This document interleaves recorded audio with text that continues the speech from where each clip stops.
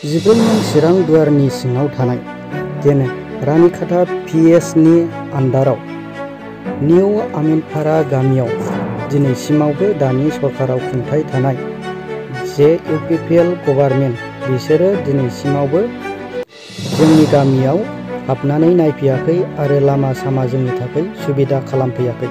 दा बेबायदिनि गेजेरजों दा इपिपिनि माखासे दैदेनगिरिफोरा बाव थानानै रायजो राजानि गेजेराव मोजाङै दुखु सुखु लाहैनायनि गेजेरजों रायजो राजाफ्रा फोरमायोदि जोङो फैबाय थानाय बिटिसि बिसायख'थि बे बिटिसि बिसायख'थियाव जोङो इपिपि हानजा एबा डक्टर अनजालि दैमारि फबा बेनि दैदेननायावनो रायजो राजाफ्रा दलै नोगोरै जोङो गामियैनो भटखौ होजोबगोन होननानै रायजो राजाफ्रा मोजाङैनो फोरमायो आरो इपिपि हानजाखौ जे जोंनि गेजेराव फैबाय जोङो बजबनानै लायो बेबायदि পরিসৰত আমাৰ দুজন প্ৰাৰ্থী অলৰেডি আমি পাইছো। বহুত সমষ্টিত দুজন প্ৰাৰ্থী মানে এপ্লাই কৰিছে, দুজন তিনিজন তেনেকুৱাকে। তাৰপিছত সেইকাৰণে আমাৰ যিটো ইনচাৰ্জ পাতি দিছো আমি ডিষ্ট্ৰিক্টে গৈ তেওঁলোকে চাব, কথা পাতিব, কাৰ কি কেনেকুৱা অৱস্থা সেইবিলাক চাই পেলাই আমি